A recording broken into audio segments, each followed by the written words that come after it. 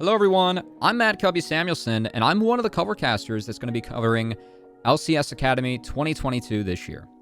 Recently, it was announced that TSMA is going to be competing for TSM in the LCS Lock In tournament. I wanted to make a video covering the TSMA players for those of you that may not be familiar with them, and set expectations for where these players are at and some of the areas that they still have to develop, as they are Academy players, and that is the name of the game in Academy. So, without further ado, let's dive on in and start talking about TSMA, starting with Viper. For fans at home, Viper is likely to be the most familiar name on TSMA's roster, and the only member that has competed in the LCS before. Remembered for his Riven play and him being left to the Wolves when he stepped into the top lane for FlyQuest. While these may not be the fondest of memories for fans at times, I believe that Viper has had one of the most unfair storylines that has followed him throughout his LCS career, and 2021 was a year that Viper reclaimed what he needs most: confidence.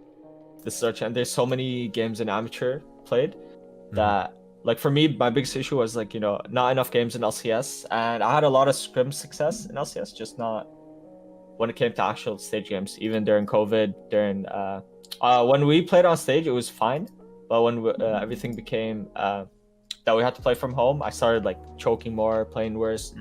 So this is my chance. Even though it's amateur, it's my chance to prove that I still got it. I still want to compete. I still want to be one of the best tops in the world, or in NA at least.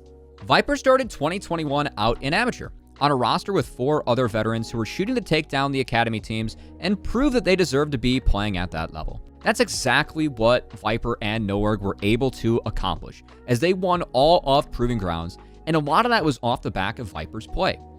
In the 85 games Viper played for Noorg in spring, he put up some absurd numbers. A 76% NAR win rate, 9-0 on Jace.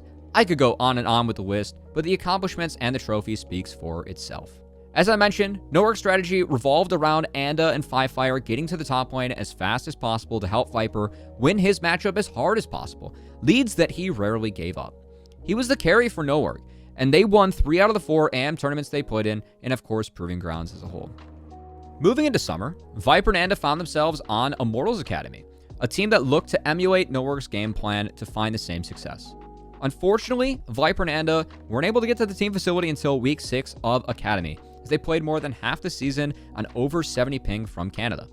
Despite that, they still managed to qualify for Academy playoffs, where they lost to 100 Thieves Academy 1-3 in the first round. Moving into Proving Grounds though, Immortals Academy started to show more of the gameplay and expectations that we had for them moving into the summer, and it came off the back of Viper and Anda.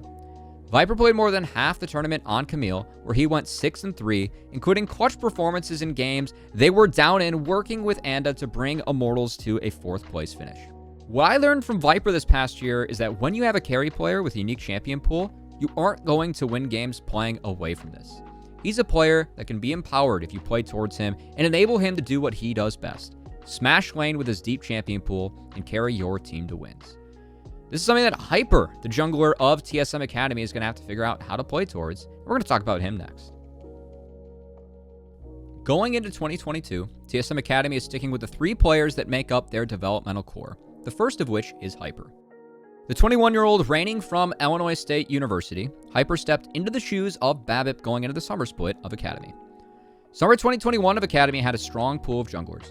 Hyper was one of 2 who were stepping into the role, with the other being Anda. Naturally, Hyper struggled a bit in his first split.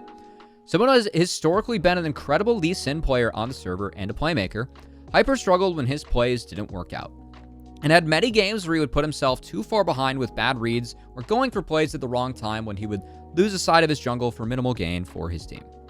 With that said, Hyper is a natural playmaker and someone that TSM is looking to cultivate into a competitive jungler.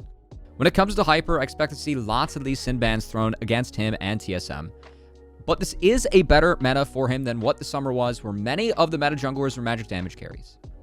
We know Hyper can go for plays, and we know that he isn't scared to, but overall, I'm looking for improvement in his early game pathing and coordination with his team, and looking for him to pick his spots to make plays a little bit better and be a little bit more selfish than what he was in the summer of Academy. He sometimes got taken out of the game early, which really hurt his team. With this said, I really think that Hyper is a player that has a lot of upside and a lot of playmaking potential. He is not one of the strongest junglers that we had in Academy in summer, but this is a great opportunity for Hyper to show that he has grown over the offseason and is going to be an even stronger player moving into the spring split of 2022. Takeover comes into this year as the lone mid laner for TSM Academy, after he split time with Sword in the mid lane in 2021. Much of the excitement behind Takeover comes from some of the flashy moments he was able to have with limited Academy time. Takeover was played when TSMA wanted to index more towards melee mid laners and carry picks in that role, whereas Sword specialized in impacting the map and pretty much running bot for the team. Coming into this year, many Takeover fans are looking towards his ability to fill out his play as a mid laner. On the Blanc and melee mid laners, Takeover was a problem for other teams, but oftentimes it was predictable what he was going to play, the style that he was going to play, and as other teams adapted to playing with Takeover in the league, they would build drafts around this and try and neutralize Takeover through impacting the map.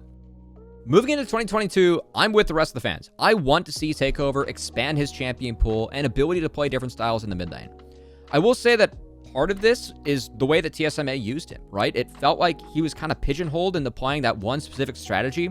Part of that is because Takeover is really good at this, but he still needs to play staples like TF, like Orianna, or Victor, all who are champions that always find their way back into the mid lane meta, and 3 champions that Takeover didn't put a single game onto in the summer.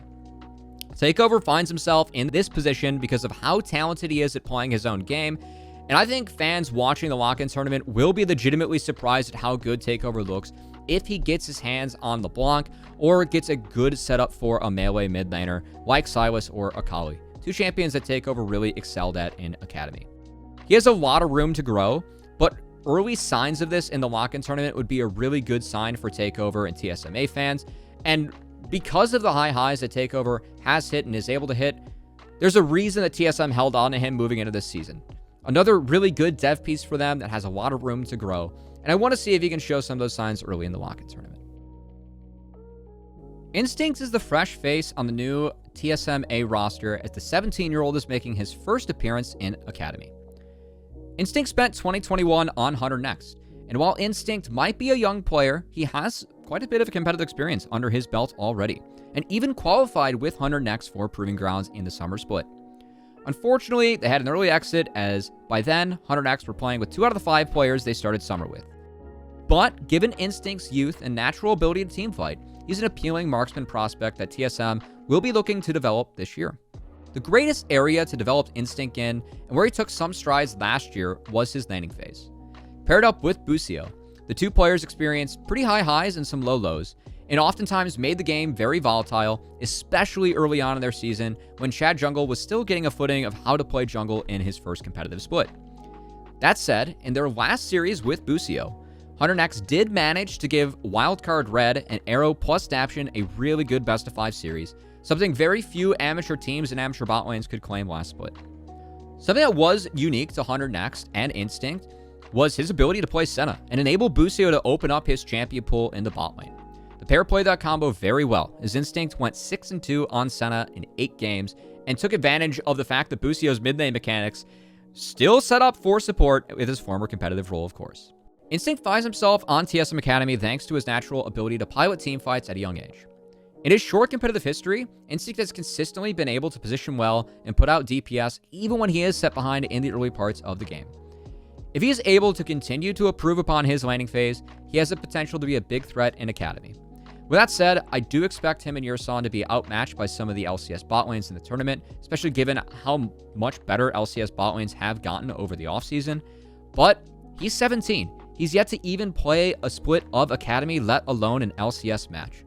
He's a very promising player to watch out for, and a big project, and a promising project at that for TSM Academy as they move into 2022. Yursan made a late appearance on TSMA in the spring of 2021, but quickly made a big splash in the league. In the 77 games Yursan played last year, he only played 8 unique champions, with 69 out of the 77 games being on Leona, Rel, Nautilus, or his signature Alistar. This led TSM Academy creating many plays around enemy bot lanes that were overextended, and had Yursan start the parties across the map. Cody-Sun and Yursan made up one of the stronger bot lanes in Academy, as both players made the most out of their narrow champion pools and focus playstyles into what TSM did best, which was attack bot lane and snowball leads from there. Yursan played the role of main engage for TSMA in the vast majority of these victories, and he was the one that was starting off a lot of the winning fights. There's no question that Yursan can lane and team fight at a high level on his champion pool, but moving into the LCS Lock In tournament, I want to see if Yursan starts to show more variety and how he looks on Enchantresses or other archetypes within this role. If Yursan wants to be considered as someone that can play at the next level, these are some of the questions that he is going to have to answer throughout this year. With that said, Yursan is still a very promising Academy support player, and given what we've seen from him so far, he has shown that he can hit really high highs on his narrow champion pool. This is something that for a lot of Academy players, it's pretty common that they do one or two things very well and have to develop with others. I think moving into the LCS Lock In tournament, this is a really good opportunity for Yursan to be pushed to his limits and maybe show a little bit more than what we saw from him last year, as 8 unique champs is probably the least amount of unique champs that we've seen from anyone in the Academy League. So I think anything new that Yursan shows us and performs well in will be a very good sign for a lot of TSM Academy fans at home. You can tune into the LCS Lock In tournament on Friday, January 14th on twitch.tv/LCS. And I hope that many of you also tune in to Academy this split, as Academy kicks off Wednesday, January 19th at 3 p.m. Pacific time on twitch.tv/Academy. And if you are tuning in there, you might see a familiar face. With that said, once again, I'm Matt Cubby Samuelson. Thanks so much for tuning in, and hopefully we'll be seeing you a little bit more for some content this year when it comes to covering Academy and all the players that are developing within the NA ecosystem. Thanks again. See ya.